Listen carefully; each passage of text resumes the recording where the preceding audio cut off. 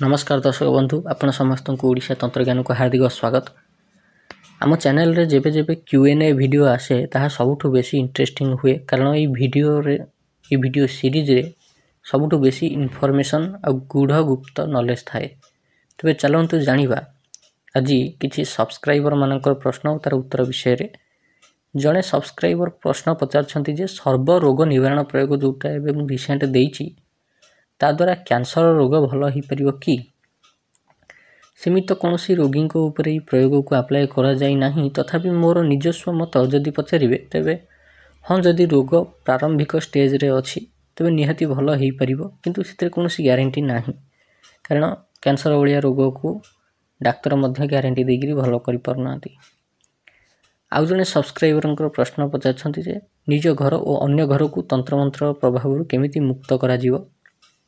एथिपाई दुईटी प्रयोग अच्छी गोटे हूँ घर किलन आ गोटे हूँ धन्वंतरी महाप्रभुंकर रत्न कलश विद्या। घर किलन विद्या दे पारि आपन को हेले धन्वंतरी रत्न कलश विद्या को मुझे केबे काहारी को दे पारिबी नाही कारण ये विद्या एते गोपनीय विद्या जे थरे प्रयोग करिले से स्थान भीतर को जोगिनी माने मध्य प्रवेश करि पारंतिनी। राक्षस भूत प्रेत दैत्यंक कथा तो छाड़ी दियंतु केवल सेतिक नुहे ये विद्यार प्रयोग करने द्वारा जे पर्यंत से कलश से घरे थिबो से पर्यंत से स्थानर कौन असुविधा हब नाही। वास्तु दोष मध्य यथा मात्रा रे कमी जाए। से स्थानर माटी तले जदि किछि जिनिस थाए किंबा हाड़ कंकाल थाए जार फलस्वरूप से स्थान रे लोक रही पारु न थांती तेबे से स्थान शांत पड़ जाए आउ से स्थान परम शांति विराजमान करे। जहाँ जहाँ घरे ई धन्वंतरी रत्न कलश विद्या प्रयोग करा जाइछि से स्थान रे प्रगाढ़ शांति अनुभव होइछि। तापरे गुरुंक पाखरे एमिति किछि विद्या थाए जहाकु से अन्य को केबे दियंतिनी हुए तो शेष समय रे देई पारंती। ठीक सेमती ए विद्याटी को मु काहारी को देई परिबि नाही। वास्तव रे गोटे घर को केमिति किला जाए तार प्रोसेसटा आपन को कहि दउछि। सर्वप्रथमे से स्थान रे होम करिकरी दुर्गा रक्षा मंत्र रे 108 थर आहुति देबे जेमती से स्थान रे थिबा समस्त नकारात्मक शक्ति छाड़िकरी पळै जिवे।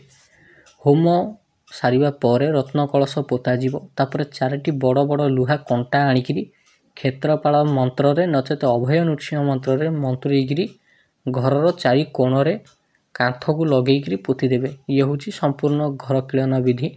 ता परे परे घर कांथ को लगेइकरी जेतेबेले पोता जाए आउ गोटे सुरक्षार लेयर दवा पाइका ताठू किछि बाट हाथे खंडे छाड़िकरी गात खोला जाए घरर चारिपटे। सेठी कौन करा जाए ना ग्राम देवी ग्राम देवता कर जो धंडा थाए पूजा होइकरी आस्थाए ताकू मध्य पोता जाए। ये हैला संपूर्ण घरर किलन विधि। आउ जने सब्सक्राइबर प्रश्न पचारछंती जे विद्या प्राप्तिर उपाय दियंतु।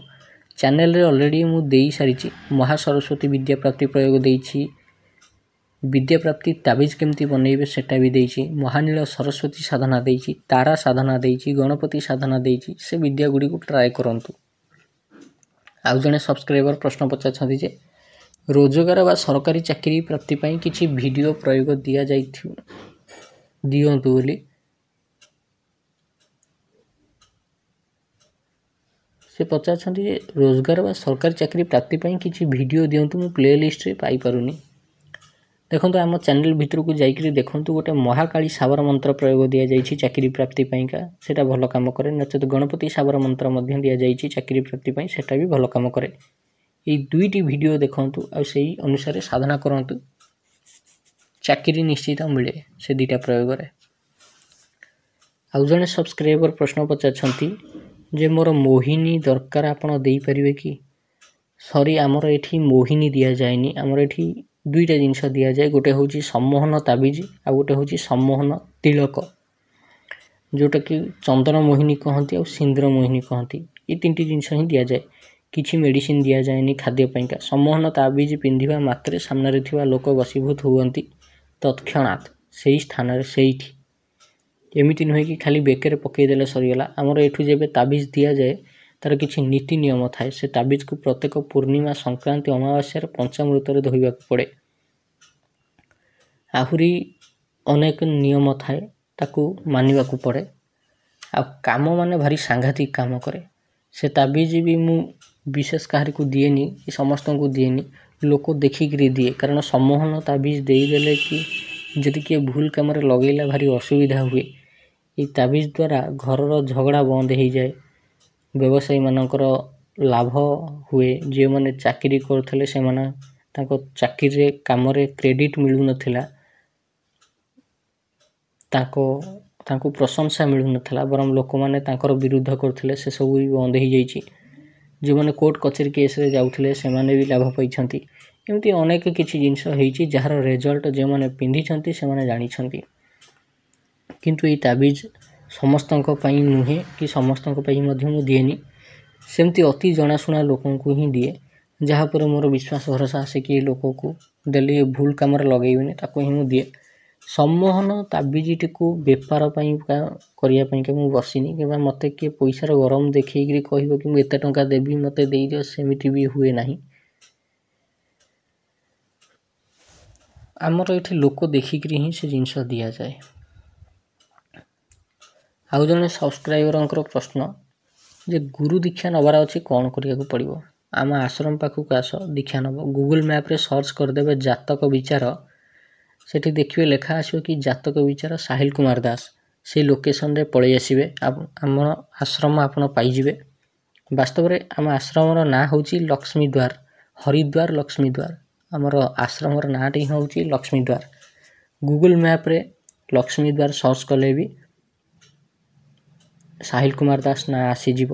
ଆପଣ ସେଇଟାକୁ ଦେଖିକିରି ସେ ଲୋକେସନରେ ଆସିପାରିବେ। ଆମ ଆଶ୍ରମକୁ ଆସନ୍ତୁ, ସେଇଠି ଦୀକ୍ଷା ଦିଆଯାଏ। ଲକ୍ଷ୍ମୀ ଦୀକ୍ଷା ଦିଆଯାଏ, ମହାଲକ୍ଷ୍ମୀ ଦୀକ୍ଷା ଦିଆଯାଏ, ଅଷ୍ଟଲକ୍ଷ୍ମୀ ଦୀକ୍ଷା ଦିଆଯାଏ, ଗଣପତି ଦୀକ୍ଷା ଦିଆଯାଏ, ଭୈରବ ଦୀକ୍ଷା ଦିଆଯାଏ, ସ୍ୱର୍ଣ୍ଣାକର୍ଷଣ ଭୈରବ ଦୀକ୍ଷା ଦିଆଯାଏ। ତ ଆମର ପ୍ରଥମେ ଜାତକ ଦେଖିବାକୁ ପଡ଼େ କି ଗୋଟେ ଲୋକର କୁଣ୍ଡଳୀରେ କେଉଁ ସାଧନା ଫଳିତ ହେଉଛି, ତାକୁ ସେଇ ଅନୁସାରେ ହିଁ ସାଧନା ଦିଆଯାଏ, ଦୀକ୍ଷା ଦିଆଯାଏ। ଏମିତି ନୁହେଁ କି ଯିଏ ବି ପଳେଇ ଆସିଲେ ତାକୁ ମନ ଇଚ୍ଛା ଯେକୌଣସି ସାଧନା ଦେଇ ଦିଆଗଲା, ସେମିତି ନାହିଁ। ପ୍ରପର୍ ଜାତକ ଦେଖିବାକୁ ପଡ଼େ, ତା'ର ଇଷ୍ଟ ଦେବୀ ଦେବତା କିଏ, ତା ପୂର୍ବ ଜନ୍ମରେ ସେ କେଉଁ ଦେବୀ ଦେବତାଙ୍କର ସାଧନା କରିକିରି ଆସିଛି, ତା ଦ୍ୱାରା ତନ୍ତ୍ର ମନ୍ତ୍ର ବିଦ୍ୟା ଫଳିତ ହେବ କି ନା ନାହିଁ, ନା କେବଳ ବୟସର ପ୍ରଭାବରେ ସେ ଆଟ୍ରାକ୍ଟ ହେଇଛି ତନ୍ତ୍ରବିଦ୍ୟା ଆଡ଼ିକି, ସବୁ ଫ୍ୟାକ୍ଟର ଦେଖିବା ପରେ ଯାଇକିରି ଦୀକ୍ଷା ଦିଆଯାଏ। ଏମିତି ନୁହେଁ କି ଆପଣ ଡାଇରେକ୍ଟ ଆସିଲେ ଆପଣଙ୍କୁ ବସେଇ ଦିଆଗଲା ଦୀକ୍ଷା ଦିଆଗଲା, ନା ସେମିତି ହୁଏ ନାହିଁ ଆମ ଆଶ୍ରମରେ। ଯଦି କାହା କୁଣ୍ଡଳୀରେ ତାନ୍ତ୍ରିକ ହେବାର ଯୋଗ ନଥିବ ତାକୁ ଦୀକ୍ଷା ଦେଇକିରି ବି ଲାଭ କ'ଣ? ଏଠି ବେପାର ଚାଲେନି, ଏଠି ବାସ୍ତବିକ ତନ୍ତ୍ରବିଦ୍ୟା ଚାଲେ। ବାସ୍ତବିକ ତନ୍ତ୍ରବିଦ୍ୟାକୁ ଗୋଟେ ଲୋକ ଶିଖେ, ଯେଉଁଟାକୁ ନେଇକିରି ସିଏ ଆଗାମୀ 500 ଲୋକଙ୍କର 5000 ଲୋକଙ୍କର ଭଲ କରିପାରିବ, ମଙ୍ଗଳ କରିପାରିବ। ସେଭଳିଆ କ୍ଷମତା ତାକୁ ଦିଆଯାଏ, ସେଭଳିଆ କ୍ଷମତା ତା ଭିତରେ ଡେଭଲପ୍ କରି ଦିଆଯାଏ। ଭାବନ୍ତୁନି ଯେ ଆମର ଏଇ ଯେଉଁ ଆଶ୍ରମଟା ଏଇଟା ଗୋଟେ ନର୍ମାଲ ଜିନିଷ ବୋଲି। ଏଠି ଲୋକ ଆସିବେ, ଝଡ଼ା ଫୁଙ୍କା ହେବେ, ପାଦୁକ ପାଣି ନେବେ, ଧଣ୍ଡା ନେବେ, ନେଇକିରି ଘରକୁ ପଳେଇବେ, ସେମିତି ନାହିଁ ଆମର ଏଇଟା। ଆମର ଏଇଟା ପ୍ରପର୍ ଗୋଟେ ପ୍ରକାରର କହିବାକୁ ଗଲେ ତନ୍ତ୍ରବିଦ୍ୟାର ସ୍କୁଲ। ଏଠି ମହାମାୟା 64 ଯୋଗିନୀ ପୀଠଟା ବହୁତ ପାଖ। ଏଇଠୁ ହିଁ ଆମର ଆରମ୍ଭ ହୋଇଥିଲା ଯୋଗିନୀ ତନ୍ତ୍ରବିଦ୍ୟା। ଯୋଗିନୀ ତନ୍ତ୍ରବିଦ୍ୟାର ପ୍ରଥମ ୟୁନିଭର୍ସିଟି ହେଉଛି ଆମ ଗାଁ। ତେଣୁ ଏଠି ଯେଉଁ ତନ୍ତ୍ରବିଦ୍ୟା ଅନ୍ୟମାନଙ୍କୁ ଶିକ୍ଷା ଦିଆଯାଏ, ସେ ତନ୍ତ୍ରବିଦ୍ୟାକୁ ନେଇକି ଆହୁରି ଅନେକ ଲୋକଙ୍କର ମଙ୍ଗଳ କରିପାରନ୍ତି, ଆହୁରି ଅନେକ ଲୋକଙ୍କର ଲାଇଫଷ୍ଟାଇଲକୁ ଚେଞ୍ଜ କରାଇ ଦେଇପାରନ୍ତି। ତେଣୁ ଏଠିକି ନର୍ମାଲ ଲୋକ ଆସନ୍ତି ନାହିଁ କି ଆମର ଏଠି ଝଡ଼ା ଫୁଙ୍କା, ବଶୀକରଣ, ତାବିଜ ଦେବା କି ସେ ମେଡ଼ିସିନ ଦେବା, ଏସବୁ କାମ ଆମର କରାଯାଏନି। ଆମର ଏଠି ପ୍ରପର ତନ୍ତ୍ରବିଦ୍ୟା ଶିକ୍ଷାଯାଏ। ଆସିବ, ବସିବ, ତନ୍ତ୍ରବିଦ୍ୟା ଗୁରୁ ଠାରୁ ନେବ, ଶିଖିବ, ସାଧିବ, ଯିବ। ଆମର ଆଶ୍ରମଟା ଦିନରେ ଗୋଟେ ପ୍ରକାର ଦେଖାଯାଏ, ରାତିରେ ଆଉ ଗୋଟେ ପ୍ରକାର ଦେଖାଯାଏ। ତେବେ ଆସିବା ନେକ୍ସଟ କ୍ୱେଶ୍ଚିନ୍ ଆଡ଼ିକି। ଆଉ ଜଣେ ସବସ୍କ୍ରାଇବର ପ୍ରଶ୍ନ ପଚାରୁଛନ୍ତି ଯେ ଗୁରୁ ଦୀକ୍ଷା ନେବାର ଅଛି, ସେଟା ତ ଗଲା କ୍ୱେଶ୍ଚିନ୍ଟା। ନେକ୍ସଟ କ୍ୱେଶ୍ଚିନ୍ ହେଉଛି ଦକ୍ଷିଣକାଳୀ ସାଧନା କେତେ ଦିନ କରାଯାଏ? 45 ଦିନ ନା 41 ଦିନ? ସେଟା ନିର୍ଭର କରେ ତମେ କେତେ ଦିନର ସଂକଳ୍ପ ନେଉଛ ଆଉ କେତେ ମନ୍ତ୍ର ଜପ କରୁଛ। दक्षिणकाली मंत्र टिके बड़ मंत्र एणु से मंत्रटी को पुरस्चरण बेसी करा जाई पारेनी। मो अनुभव रु गोटे भल कथा कहूँ जेते महाविद्या साधना अच्छी सबु महाविद्या भितर काली महाविद्या दक्षिण काली मंत्र सबुठ बेसी जल्दी सिद्ध हुए आ तार अनुभूति बहुत शीघ्र हुए। जदि आपण पाखे जंत्र अच्छी तेबे गुरु प्रदत्त मंत्र अनुसार दक्षिणाचार्य साधना करें। आदि फटो व्यवहार कर मूर्ति व्यवहार कर नचेत वर्धनी घट बसईकरी साधना कर विशेष सावधानता सहकारे साधना करने उचित, कारण साधक विक्षिप्त हो जाइपरे, पागल हो जाइपरे। सबुठु बेसी डेंजर वर्धनी घट बसईकरी पूजा करवा आ सबुठु बेसी सेफ होउची जंत्र उपर ही साधना करवा, कारण जंत्र भितर देवी देवता बंदी हो जाती। धरिनिय तमे साधना करुच कौन शक्ति किंबा स्वयं दक्षिण कालींकर जोगिनी माँ माने आसीबे। जंत्र जो प्राण प्रतिष्ठा करा जाई थाए से जंत्र जोगिनी माता मानू निज आड़ को ऑटोमेटिक भिड़ी नवा और तांको जंत्र भितर आबद्ध करदब, तांको बंदी करदब। सेथिपई देखिए आपण जेकोसी जंत्र सामने साधना करिया मात्रे साधनार ऊर्जा से जंत्र भितर एमिति संचारित हुए जे अनेक वर्ष पर्यंत जंत्र जाग्रत होकर रहे। कहीं कारण जंत्र निजे निज भितर आकर्षण और बंधनर अपूर्व क्षमता रखे। जेकोसी देवी देवता आसतु ना कहीं जंत्र भितर से शक्ति थाए कि से देवी देवता किंबा तांको सहचरी शक्ति मानक भिड़िकी निज भितर समाहित करनिए आउ जंत्र अधिक शक्तिशाली हो उठे, जद्वारा स्वयं से देवी को आसवाक पड़े निज सहचरी मानक मुकुलैवाई। जंत्र विज्ञान एमिति ही काम करे। आउ देवी सामने प्रत्यक्ष हुंती साधकर, साधक को पचारती कि कौन दरकार। हेले आजिकल यूट्यूब रे तो समस्ते ज्ञानी, जहाँ को तंत्रर त अक्षर भी जना ना 30 टंकिया वही धरिक निजक तंत्र साधक बोली कहउछंती। तंत्र साधक को देखिबो ता मुहर तेज कहीदेव। साधक पाखे 5 मिनिट बसिले तार ऊर्जा कहीदेव कि लोकर साधना कौन। गोटे गोटे साधक एमिति अछंती तांको पाखे जाइकरी बसिए मुंड बिंधा हबो, आखि पता माड़ी माड़ी हो जो निद आसीबो, हाई आसीबो। कहीं से साले तामसिक साधना करछंती, मोहिनी साधना करछंती। गोटे उदाहरण दउची, हमर चैनल रे मु चंदन मोहिनी वीडियो गोटे पकेइछि। से वीडियोटी को देखंतु, ता अनुसार चंदन को अभिमंत्रित करके लगे जातु, देखिए दिन सारा बोरिंग लगे, घालेला भाया लगे, मांदालिया लगे। चंदन मोहिनी लगेले मांदालिया लगे कहीं यहाँ हूँ मोहिनी प्रभाव। मु सबुठ बेसी बसिकल मोहिनी विद्यार ना रे चिड़े लोक जो मत पचारती, तार कारण हूँ विद्या है गोदरा गोड़, कोड़ब जी माड़ से। ये चंदन जी लगे जीव सामना लोक जी देखो ताकू भी निद लगे। ये जो एक्सपीरियंस मोहिनी प्रयोग कले निजक मांदालिया लगे, सामना लोक भी मांदालिया लगे। एकाधिक लोकंर दृष्टि लगी जाए, नजर लगी जाए। तेणु से नजर दृष्टि को हटाइवाईका निजे निजक बारंबार झड़ा फुंका करने को पड़े, किंबा गोटे दृष्टि निवारण जंत्र पिंधिया को पड़े, कवच पिंधिया को पड़े। ये जो कथा, ये जो गोपनीय कथा, ये जो तंत्र विद्यार एक्सपीरियंस कथा, एगुड़ा को किए कहब, किए शिखेब? गुरु ही शिखेबे, गुरु ही कहिबे अनुभवर विषय।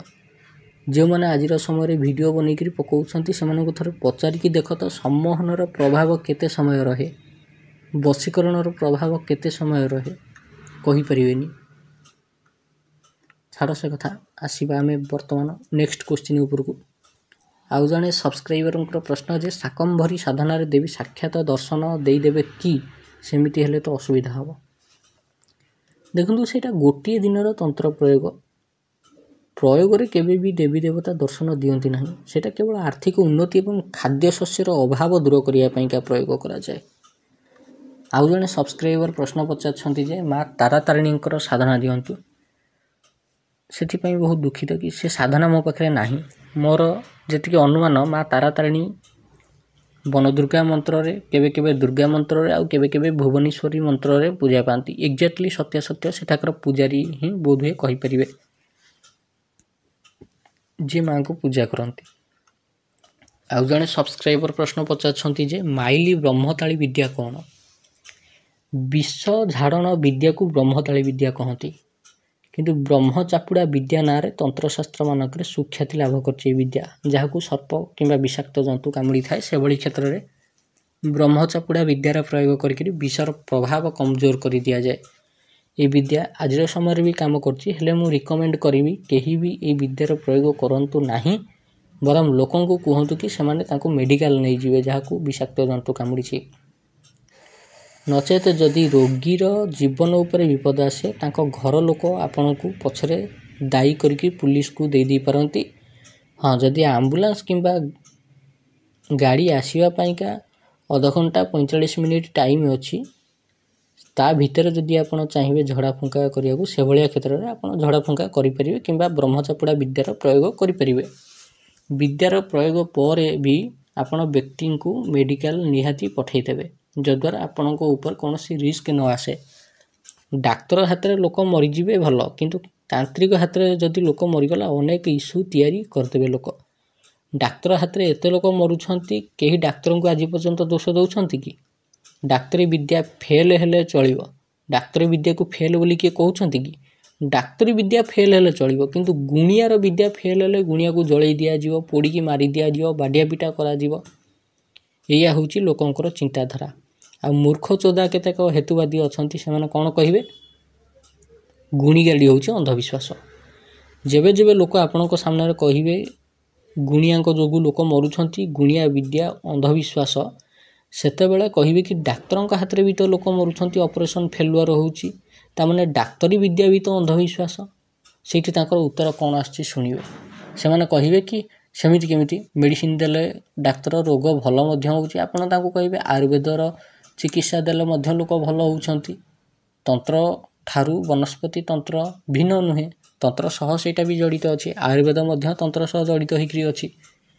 ଏଭଳି ଲୋକଙ୍କ ମୁହଁରେ ଚୂନକାଳି ମାରିକିରି ଚପଲ ମାଳ ପିନ୍ଧେଇକିରି ବୁଲେଇବା କଥା।